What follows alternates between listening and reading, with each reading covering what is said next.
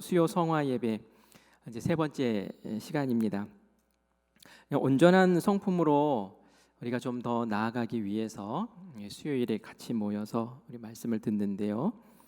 특히 우리가 애니어그램의 9가지 그 성격을 하나씩 유형별로 살펴보면서 우리의 성격 어떤 것인지, 그리고 그 성격이 가지고 있는 강점은 뭐고 또 약점은 뭔지, 그리고 약점을 보완하면 더 좋아질 텐데 성경 인물은 그런 것들을 어떻게 보완해서 더 성숙한 그런 신앙인이 되었는지 이렇게 성경의 인물까지 살펴보면서 시간을 보내고 있습니다. 이 시간을 통해서 먼저는 나를 알고, 그리고 또 다른 사람을 알면서 서로 이해해주고 또 더 성숙해지면서 우리의 공동체가 더 든든히 세움받고 조화롭게 하나님이 맡기신 일을 잘 감당했으면 하는 그런 소망에서 준비를 했어요. 그런데 준비를 하다 보니까 너무 힘들어요. 책도 많이 봐야 되고 이걸 어떻게 해서 잘 이해를 시킬까, 이런 생각도 들고, 그래서 어려운 거를 내가 시도하는가 보다 그런 생각이 드는데, 그래도 시작했으니까 중간에 포기할 수도 없고 끝까지 좀 가보려고 합니다.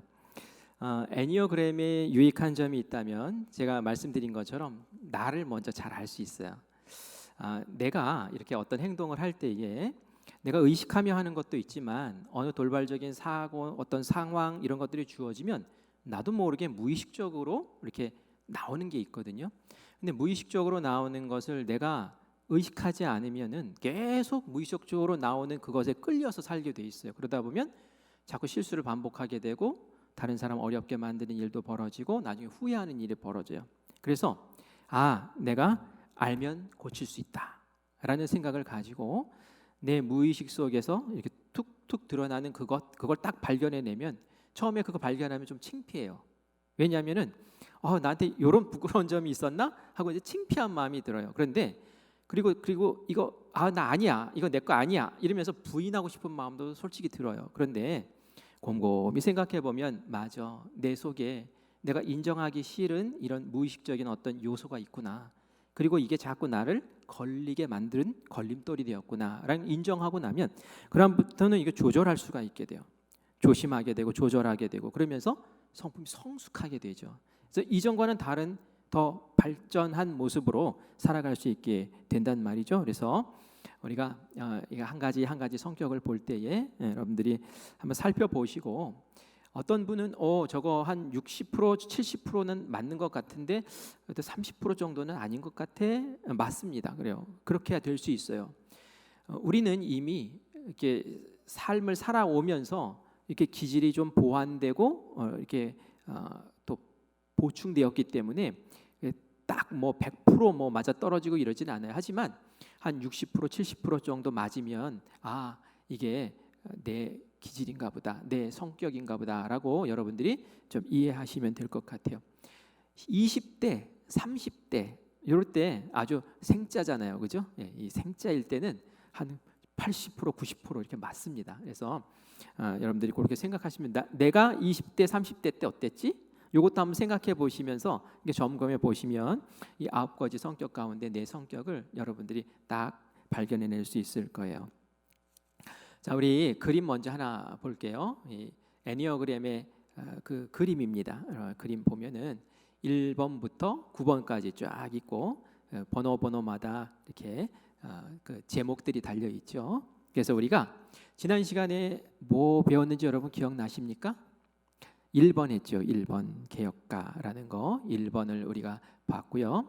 1번 봤는데, 자, 오늘은 몇 번 볼 것 같습니까? 순서대로 하면 2번 봐야 되죠. 근데 오늘은 1번 다음에 2번이 아니라 주보에도 나왔던 것처럼 8번 유형으로 넘어갈 거예요. 8번은 저쪽 도전하는 사람이라고 되어 있는데 8번으로 가려고 합니다. 왜 1번 했으니까 2번 가야지 왜 8번으로 가냐라고 생각하실 분들이 있을 것 같은데요. 제가 그렇게 하는 이유가 뭐냐면은 그 윗부분에 있는 1번, 8번, 9번 이 부류가 이렇게 한 덩어리가 돼요. 그래서 배형이라고 해서 어떤 하나의 공통적인 어떤 성향을 가지고 있는데 B형도 있고요, B형도 있고요, 그리고 또 가슴형도 있고요, 그리고 머리형도 있어요. 그래서 그런 유형별로 지금 이렇게 몇 가지를 분류해 놨어요. 한번 여러분 생각해 보세요. 내가 B형인지 가슴형인지 아니면 머리형인지 한번 분류할 수 있는 문제를 하나 드릴 테니까요. 그거 딱 들어보시고 생각해 보시기 바래요. 어느 날 어린 여동생, 여러분들에게는 뭐 손녀일 수도 있어요. 손녀 아니면 자녀일 수도 있겠죠. 여동생이 문을 열고 들어오는데 어디서 맞았는지 얼굴이 엉망이 돼서 들어왔어요. 그러면 당신은 그 엉망이 되어서 들어온 동생을 보고 어떤 반응을 하겠습니까? 라는 질문이에요. 여러분의 자녀가 막 얼굴 막 맞아가지고 엉망돼서 들어왔다고 생각해 보세요. 자, 1번 이제 반응, 첫 번째 반응. 나는 이렇다라고 생각하시는 분은 속으로 1번 생각해 놓으시기 바래요. 일단 어느 녀석이야 하며 화가 날 것 같다. 바로 동생을 앞세워 자녀를 앞세워 때린 아이를 찾아간다. 이게 1번이에요. 자, 그다음에 2번. 우선 어린 동생이 맞고 온 것이 너무 마음이 아프다. 그래서 얼른 울음을 그치게 하고 달래준다. 달래주는 거예요. 얼마나 아프니? 이러면서 이렇게 하시면 2번. 3번. 일단 무엇보다 어떻게 된 일인지 상황을 파악하는 것이 중요하다. 그래서 동생에게 물어본다. 도대체 무슨 일이 있었어? 하면서 이제 물어본다는 거예요. 여러분들은 어떻습니까? 1번, 2번, 3번. 딱 어느 녀석이야? 따라와. 앞장서. 2번은 얼마나 아파? 왜 이렇게 됐어? 하면서 꼭 끌어안아주면서 눈물 닦아주는. 3번은 도대체 무슨 일이야? 자, 나는 1번입니다 하는 사람은 손 들어보세요. 1번 손 들어보세요. 네, 계시네요. 1번. 네. 여러분들은 뭐 손 조금 안 끌고 갑니까? 네, 1번. 저 위에도 계시고. 그래. 1번은 장형이에요. 장형, B형. 아주 솔직하고 과감하고 행동파이고 말보다 행동이 먼저 앞서고 본능적이고 또 이제 지배하는 욕구도 있고 상황이나 어떤 사람 영역 안에서 이렇게 통제하고 이렇게 주도권을 끌고 가고 싶은 그러한 이렇게 본능적인 그런 마음이 있는 분, 이게 이제 장형이라고 하고요. 아까 우리가 봤던 1번, 9번, 8번에 해당되는 사람들이 그렇게 돼 있어요. 그 다음에 두 번째는 얼마나 아파하고 안아주고 달래줬던 사람, 이 가슴형이라고 합니다. 인간관계 달인이에요. 사람의 마음을 잘 이해해주고 공감하고 그리고 감성이 풍부해서 그 사람이 어떻게 생각하는지를 이렇게 알아보고 품어주는, 인간관계를 참 잘하는 그런 사람입니다. 그런데 이 사람은 말이죠, 다른 사람이 나를 어떻게 생각할까라는 것에도 굉장히 신경 쓰는 사람이에요. 그래서 나의 이미지가 다른 사람에게 어떻게 비춰질까? 이런 것들을 굉장히 조심스럽게 생각하고 다른 사람에게 인정받고 싶은 그런 인정욕이 많은 그런 사람입니다. 그런 부류라고 얘기를 해요. 그 다음에 맨 마지막에 어떤 상황이 있었어? 라고 그렇게 이제 물어보고 따지는 사람은 머리형이에요. 머리형. 그래서 명쾌한 논리와 이성, 또 주 관심사는 전반적인 상황이 지금 어떻게 흘러가고 있지? 나에게 유익한 정보는 뭐야? 그리고 내 조직과 나의 위치가 지금 어디에 있어? 하면서 그걸 파악하고 이성적으로 대처하려고 하는 그런 사람이에요. 그래서 생각이 많다 보니까 행동이 느릴 때도 있고요. 또 불안, 안전에 대한 욕구가 있기 때문에 불안한 걸 잘 못 견디고 초조해요. 그리고 미래에 대한 관심이 많다라고 이야기를 합니다. 여러분들 내 유형이 어딘가 대충 좀 파악이 되죠? 그래요. 그래서 제가 1번, 8번, 9번 이렇게 묶어서 맨 위에 이제 B형이라고 해서 이제 보려고 하는 거예요. 그 바탕이 비슷한 그런 유형들이 있기 때문에 그렇습니다. 여러분 요거 할 때에 제가 이제 누차 강조하는 것이 있죠. 이거 어느 성격이 좋고 나쁘고 이거를 가리려고 하는 거 아니다라고 분명히 말씀드렸어요. 성격마다 하나님 주신 것이고 그 성격이 가지고 있는 강점들이 다 있고요. 그리고 보완하면 좋을 것들이 있단 말이에요. 그래서 그것을 보면서 더 이렇게 성숙해지려고 우리가 보는 거지. 저 사람은 저거 뭐 이러면서 뭐 평가를 하거나 판단하거나 그런 도구로 쓰라고 준 것이 아니다라는 걸 꼭 기억하시기를 바랍니다. 자, 그러면 그래서 오늘 이제 8번 유형을 보려고 하는 거예요. 자, 8번 유형은 설명을 하자면 도전하는 사람, 그리고 지도자, 리더, 이제 이렇게 이 유형을 이름 붙입니다. 특징이 있어요. 이 사람들은 힘이 있어요. 기본적으로 힘이 있어요. 육체적인 힘, 또 정신적인 힘, 이게 강력한 힘이 있는 사람들입니다. 그래서 자신감이 넘쳐요. 또 무언가 결정하려고 할 때 결단을 잘해요. 딱 결단을 합니다. 이 결정장애 있으신 분 계시죠? 뭐 결단 못 해가지고 결단을 딱 하고요. 아주 강하고 직선적이고 시원시원하고 아주 또 단호하고 그리고 독립적이에요. 그리고 약한 사람이 있으면 보호해주고 지켜주려고 하는 그런 성향도 있습니다. 특징도 있어요. 이 사람은 내가 지켜줘야 될 내 사람이야 라고 하면 말이죠, 그 사람들이 어려움 겪는 모습 보면 견디지 못해요. 내가 앞장서 가지고 막아주고 지켜주고 보호해줘야지 되는 그런 사람이에요. 그래서 이런 사람들은 외모부터도 벌써 좀 체격도 딱 벌어지고 그리고 이제 단단해 보이는 그런 외모를 가지고 있기도 합니다. 그리고 내 인생의 주인공은 나야라는 그런 자부심이 있어요. 자신감이 있어요. 그래서 다른 사람이 나를 통제하려고 한다거나 나를 억제하려고 한다거나 지시하려고 하면은 그 별로 좋아하지 않아요. 내가 지시하고 내가 통제하고 싶은 자리에 있고 싶어 하지, 누구에게 지시받고 통제받고 하는 것들 나한테 별로 안 어울려라고 그렇게 생각을 하죠. 그러니까 리더 이렇게 별명이 붙은 거예요. 그리고 나는 강하다, 강한 마음이 있기 때문에 말이죠, 덤빌 테면 덤벼봐, 약간 호전적인 그런 반응도 있어요. 너보다 내가 더 강해, 한번 맞짱 떠봐, 뭐 이런 강인함들 있죠. 그래서 나는 리더야라는 그러한 성향을 가지고 있습니다. 그리고 이 사람은 이제 약자를 옹호하는 그런 경향이 있어요. 아까도 얘기한 것처럼 이 사람은 내가 지켜줘야 돼, 이거 약자야, 돌봐줘야 될 사람이야 하면은 그 사람을 딱 품고 어려움 당하지 않도록 도와줄 수 있는 그런 마음이 있다는 것이죠.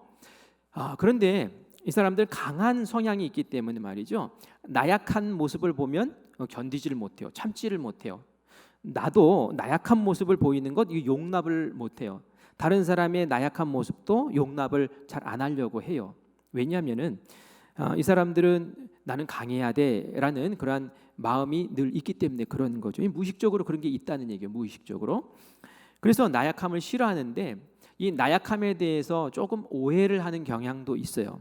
예를 들어서 어떤 사람은 부드러운 것 좋은 거예요, 나쁜 거예요?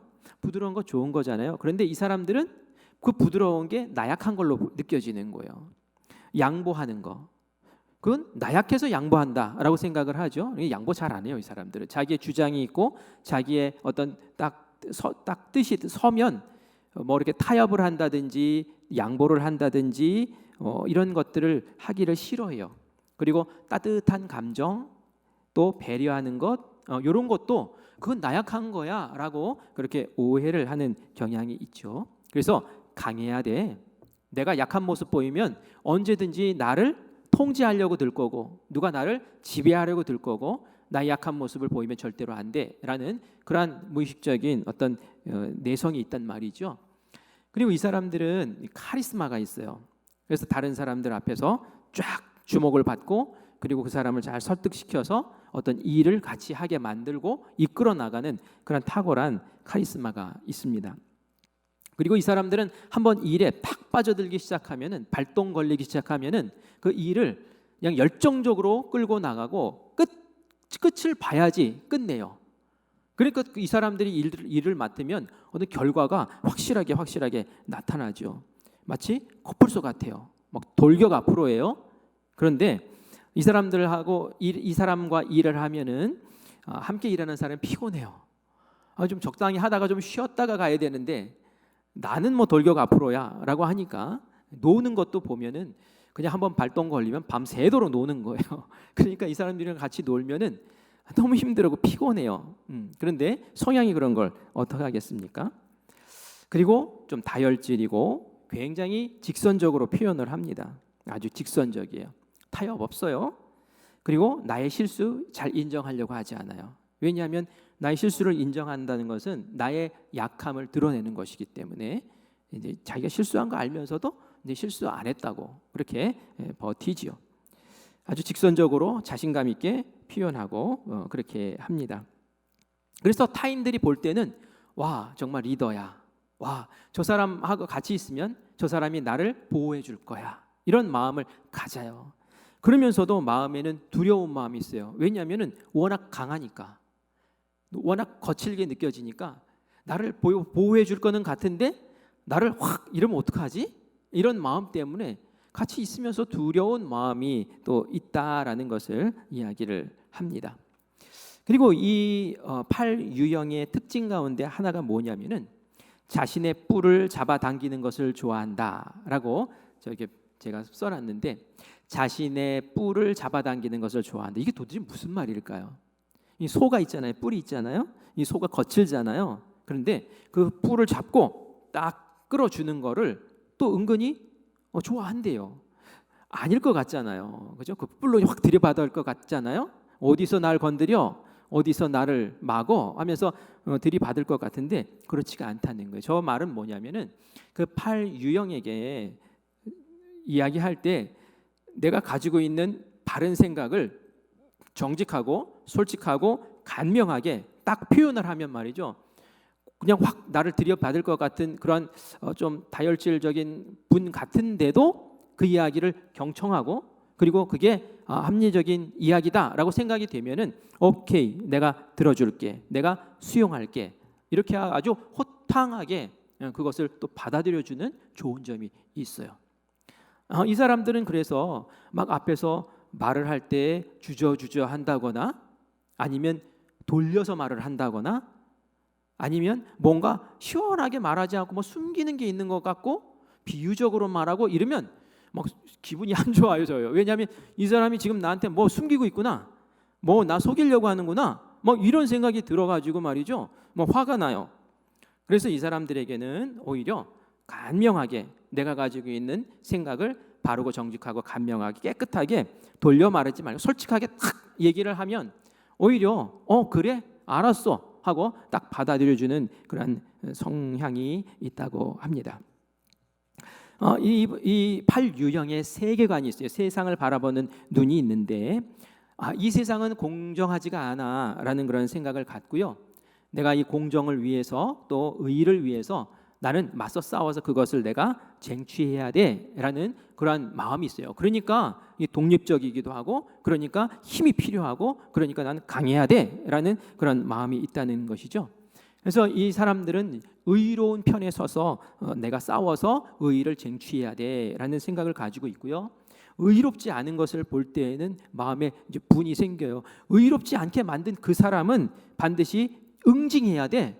내가 힘 있으니까 내가 해야지. 약한 사람 내가 지켜줘야지 하는 그런 모습으로 그렇게 행동을 하기도 합니다. 죄 없고 약한 사람들, 이렇게 시달리는 사람들 보면 마음이 치근해가지고요. 그 사람들을 이렇게 보호하고 지켜주려고 하는 그런 모습도 있죠. 그래서 이분들을 설명하는 그 단어가 있어요. 긍정적인 단어 우리 한번 볼게요. 강한 자신감, 정열, 진실, 용기, 또 자기 희생. 자기 희생은 제가 앞에서 얘기 드린 것처럼 보호해주는 그런 희생 얘기해요. 그러니까 이 보호받는 사람들은 당연히 그 사람이 보스죠. 와, 나 우리의 리더야. 와, 우리를 보호해주고 이끌어주는 분이야라는 그런 생각을 갖게 된단 말이죠. 그런데 부정적인 단어도 있어요. 이분들의 어떤 약한 부분이죠. 너무 강하다 보니까 강압적으로 느껴져요. 그죠? 그리고 뭐 힘으로 자꾸 하려고 하는 것 같아요. 그리고 무감각하다. 이게 무감각이라는 게 무슨 뜻이냐면은 타인의 감정을 별로 배려해주지 않는다는 거예요. 타인의 감정에 타인의 어떤 그 여유를 살피지 않고 그냥 무조건 내가 하라는 대로 해, 따라와 하면서 막 끌고 가요. 그러니까 그 끌림을 받는 사람은 이 배려받는 느낌이 안 드니까 거칠다 이렇게 느껴지는 거예요. 아, 왜 이렇게 거칠게 나를 대하지? 이런 생각이 드는 거죠. 그리고 이분은 또 이 사람들은 아주 직선적으로 자기 표현을 하거든요. 그래서 직선적이니까 굉장히 정직하고 시원시원하게 들리긴 하지만 그래도 그냥 직선적으로 얘기할 때 마음에 오는 상처들 있잖아요. 그냥 팩트를 그냥 팍팍 얘기해 버리면 그 자리가 초토화돼 버리잖아요. 그죠? 그러고 놓고서 난 뒤끝 없어. 딱 이렇게 얘기를 해 버리거든요. 얼마나 시원해요. 그런데 이제 다른 사람들은 그것 때문에 이게 좀 상처받는 아주 직설적인 그 얘기 때문에 이제 상처받는 일도 벌어지고는 하지요. 그래서 아까도 얘기 드린 것처럼 이 유형을 동물로 비유한다면 호랑이, 동물로 비유한다면 뭐 코뿔소 이렇게 비유를 하기도 합니다. 그래서 이런 유형의 리더 유형의 이런 사람이 어떤 회사나 교회의 리더가 되었을 때 회사가 아주 잘 성장을 합니다. 앞에서 쫙쫙 결단력 있게 쫙쫙 끌어주니까 말이죠. 그리고 교회도 부흥합니다. 단시간 내에 쫙쫙 부흥하는 그런 일이 벌어지고 급성장하고 이렇게 되었고, 그리고 거기에 걸맞는 추진력도 결과물들을 이렇게 쥐게 되죠. 그런데 그렇게 끌고 나가면서 이루어지는 거친 부분들 때문에 또 어려움 겪고 떨어져 나가고 상처받는 그런 사람들도 많이 생기게 된다라는 것을 우리가 알 수 있죠. 그래요. 그래서 이 성격 패턴 이게 뭐냐면 이제 자동적으로 이 사람들이 무의식적으로 어떤 상황, 어떤 환경에 딱 왔을 때 쑥 튀어나오는 어떤 성격 패턴이 있어요.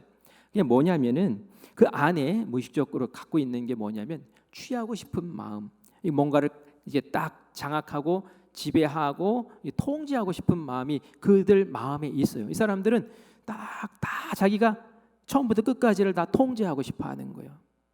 딱 지배하고 싶어하고 내가 원하는 그 영향력권 아래에서 나를 따라서 내가 하라는 대로 이제 하기를 원하는 그런 것이 있죠. 자기의 의견을 그래서 자꾸 강조하고 다른 사람이 거기에 이제 순종하기를, 이제 복종해서 따라오기를 그렇게 원하죠. 그래서 이런 유형의 사람들이 건강하지 못하고 이제 스트레스를 받게 되면은 안 따라와? 그러면서 이게 이제 폭력으로 이제 드러나게 되는 거예요. 이게 말폭력이 될 수도 있는 거고요. 예, 그렇게 되는 거예요. 처음에는 이제 설득을 하죠. 설득이 안 먹히면 이제 강압을 해요. 강압이 안 먹히면 또 폭력적으로 이렇게 나올 수가 있어요.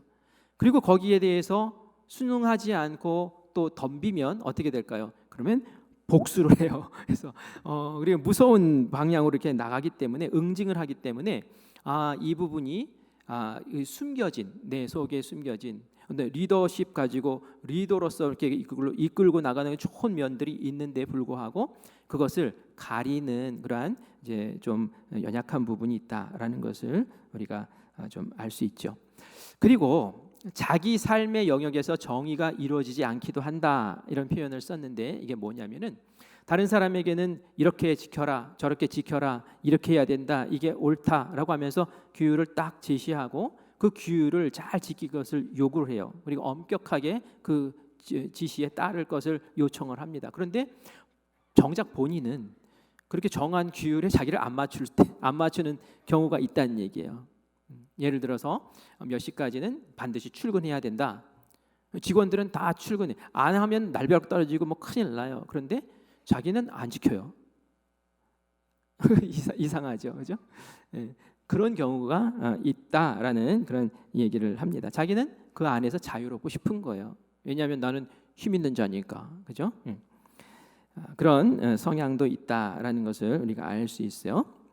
그리고 이제 방어 기제라고 해서 어떤 충격을 받고 어려움을 겪게 됐을 때 이 사람마다 다 자기를 지키는 방법이 있거든요. 근데 8유형, 이런 유형은 어떻게 자기를 지키려고 하냐면 누구한테 통제당하지 않기 위해서 내가 더 강하게 보이려고 애를 써요. 보통은 나보다 더 강한 사람이 나를 압박을 하면 어떻게 해요? 죄송합니다 하고 겸손하게 머리 숙이죠. 그런데 이 사람들은 어떻게 하냐면 여기서 밀리면 큰일 나. 밀리면 여기서 난데 끝장나는 거야. 그래서 더 강하게 보이려고 애쓰고 더 막 으르렁거리고, 그죠? 그래서 이렇게 하죠. 그러면 타인 옆에 있는 사람들은 너무 힘든 거예요. 너무 힘든 거예요. 왜? 자꾸 으르렁거리니까 이제 힘든 거죠. 그리고 또 일이 어려워지고 감당할 수준을 넘어가게 되면 이제 다른 사람 탓을 하게 돼요. 이전에 그 리더의 모습이었다가 다른 사람 탓을 하든지 아니면 이제 잠수를 타버려요. 아주 싹 사라져가지고 연락도 안 되고 그런 상황도 벌어지기도 하지요. 그래서 우리가 이 사람의 좋은 부분들이 있음에도 불구하고 좀 보완하고 영적인 성숙을 위해서 이제 취해야 될 과제가 있는데, 그것은 뭐냐면은 나에게 주어진 힘, 이것은 누구를 통제하려고 주어진 수단이 아니다라는 인식을 가져야 돼요. 이건 무의식적으로 그렇게 되는 거기 때문에 우리가 인식을 그렇게 가져야 된다는 거예요. 누구를 통제하려고 나에게 힘이 있는 것이 아니라 약한 사람들을 보호하고 지켜주고 정의를 구현하기 위해서 나에게 준 어떤 특별한 힘이야라는 것을 알아야 된다는 거예요. 그리고 아까 제가 얘기했죠. 그 부드러움조차도 막 나약함으로 받아들이고 나는 약해지면 안 돼. 그러니까 이 나약함, 이 뭐 부드러움, 뭐 온유함, 뭐 이런 것들은 나하고는 상관없는 거야. 이렇게 하면 안 된다는 거예요. 그 안에 내 안에 나에게도 부드러움이 있어. 나에게도 온유함이 있어. 나에게도 긍휼히 여기는 마음이 있어. 이 부드러움을 인정해주고 나에게도 이런 기질, 성품을 하나님이 더불어 주셨어라고 생각하면서 그것을 키워낼 줄 알아야 돼요. 그래야지 강직하고 추진력 있고 열정 있는 리더가 거기에 또 부드러움까지 갖추고 온유함까지 갖추면 말이죠, 이게 정말 금상첨화라는 거예요. 그래서 거칠게 나가지 않고 강직하게 나가면서도 따뜻함으로 다 포용하고 끌어안고 함께 가자 하면서 이렇게 끌고 나가는 공동체, 아름다운 공동체로 이끌어 나갈 수 있는 리더십의 어떤 본이 될 수 있는 것이죠. 그리고 남에게 요구한 규칙이나 어떤 그런 규율이 있다면 나도 본을 보여서 지켜야 된다라는 것이 이 사람이 가져야 될 영적인 성숙의 어떤 모습이다라는 것을 우리가 알 수 있죠. 그래서 이 8유형하고 같이 지내는 사람은 말이죠, 이 사람들은 기본적으로 지배하고 통제하고 어떤 힘을 발휘해서 이렇게 하려고 하는 그런 성향이 있구나라는 것을 이해를 하셔야 돼요. 그리고 이 사람들이 나에게 너무 과도한 어떤 통제를 하려고 하고 너무 지나친 간섭을 하려고 하고 이런 것들이 느껴질 때는 솔직하게 뿔을 잡으셔야 돼요. 그냥 비실비실하고 막 아무 소리도 못하고 그냥 뒤에서 뒷담화하고 이런 말이죠. 이 뒷담화가 나중에 들어가면 날벼락 떨어지는 거예요. 차라리 정직하게 가서 제 생각은 이렇습니다. 그리고 어떤 구체적인 자료나 이런 걸 가지고 제시하면서 아주 간단 명료하게 딱 이야기를 하고 그리고 거기에 대해서 인정을 받아내는 것이 오히려 더 좋은 거죠. 그래서 그런 모습으로 함께 이렇게 어우러져 나가면 좋겠고요. 그리고 내면에 분명히 이 리더형의 사람이 가지고 있는 그 따뜻함이 분명히 있거든요. 그걸 자꾸 개발해주고 발굴해주면 말이죠, 이제 그걸 나중에 알면서 이게 나약한 게 아니라 이게 부끄러운 게 아니라 이게 다른 사람들이 좋아하는 또 부분이구나라고 생각을 하면 그것을 통해서 또 그 더 풍요로운 모습으로 사람이 달라질 수 있다라는 것을 우리가 기억하고 그런 사람들을 그렇게 도와주면은 너무 좋을 것 같아요. 그리고 영적 성숙을 위해서 제가 성경 구절 한 말씀을 주면은 이런 말씀을 드리고 싶어요. 예수님의 정신을 배우세요라는 거예요. 우리 마태복음 20장 28절 말씀 같이 읽어볼까요? 시작. 인자가 온 것은 섬김을 받으려 함이 아니라 도리어 섬기려 하고 자기 목숨을 많은 사람의 대속물로 주려 함이니라. 아멘. 예수님이 얼마나 힘 있는 분이세요, 그죠? 예수님은 너무 힘 있는 강력한 분이세요. 그런데 지배하러 오신 분이 아니라고 그래요. 나는 지배하려고 온 게 아니야. 힘은 있지만 나는 이 힘을 가지고 섬기러 왔어. 병든 사람, 또 죄 지은 사람, 이런 사람들 섬기려고. 어디까지 섬깁니까? 목숨 바쳐서 내가 살리기 위해서 왔다라고 그렇게 얘기를 하죠. 예수님이 가지고 있는 그 힘과 그 권능은 누구를 통제하고 지배하려고 힘을 발휘하고 능력을 발휘하는 것이 아니라 그것은 섬기고 살리려고, 약자를 세워주려고, 지켜주려고, 의를 세우기 위해서 그 힘을 발휘하셨던 그 예수님이다라는 것을 우리가 기억하면서 그 예수님의 마음을 배우면서 그 8번 유형의 성격을 가지고 계신 분들은 그렇게 자신의 모습을 성숙시켜 나가는 것이 중요하다라는 그런 이야기를 드리고 싶어요. 이런 유형의 사람들 있습니다. 있으시죠? 생각나는 사람 있나요? 네,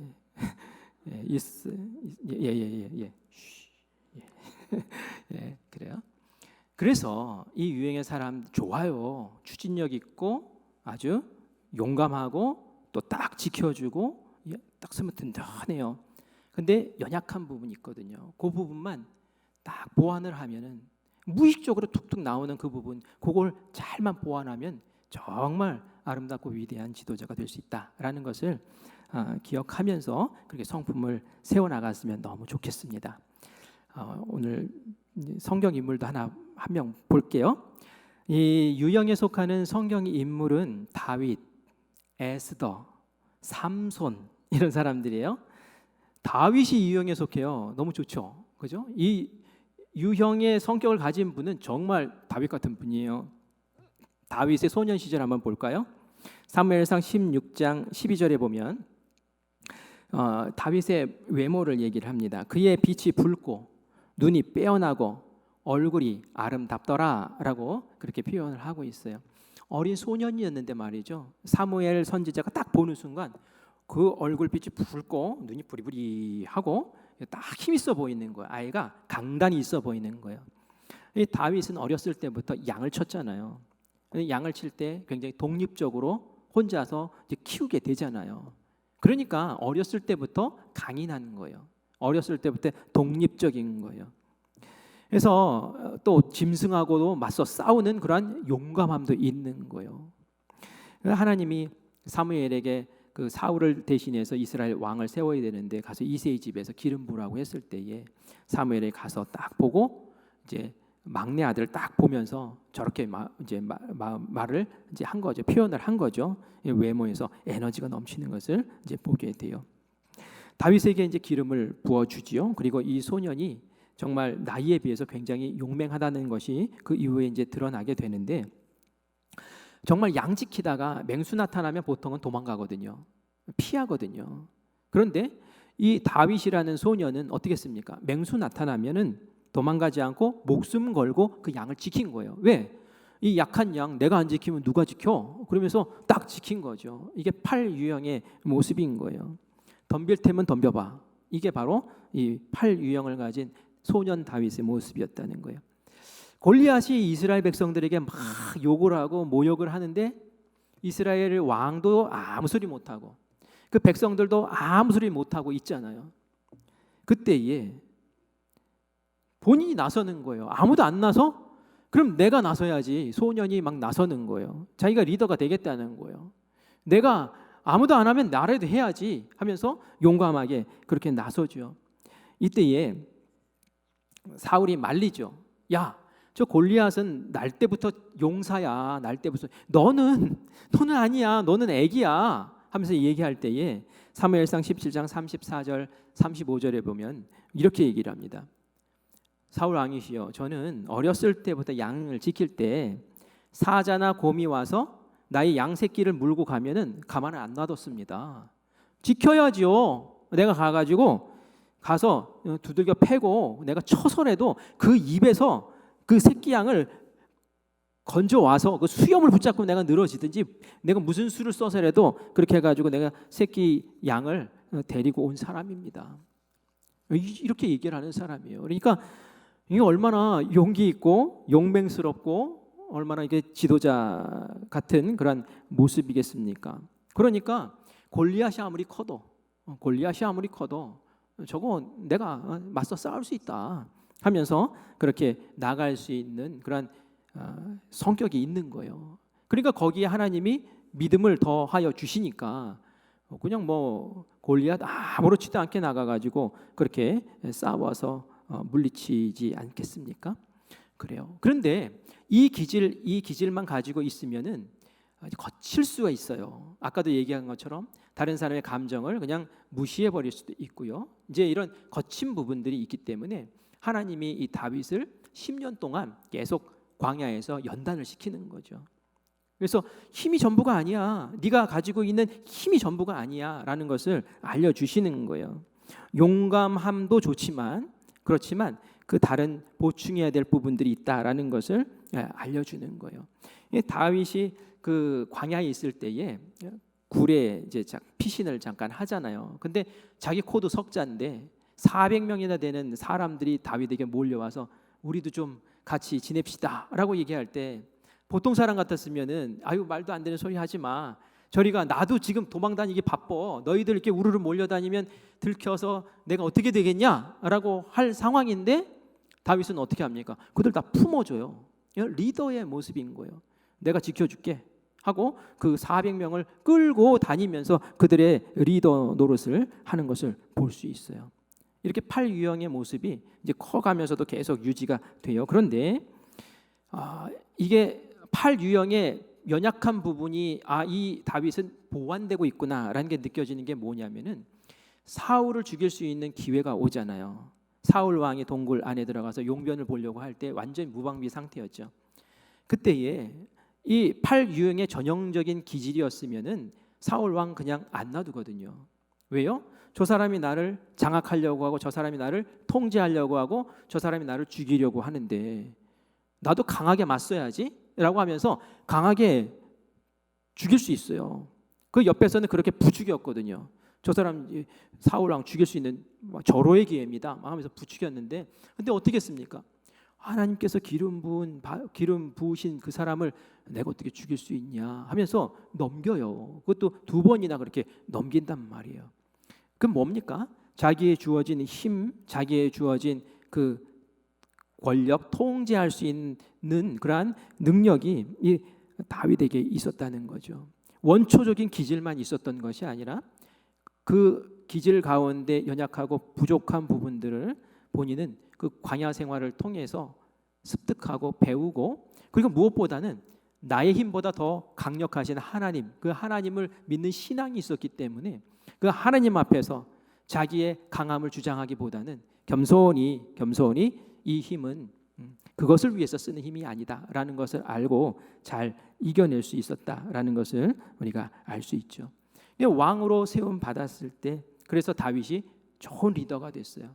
백성들이 다 존중해 주는 리더.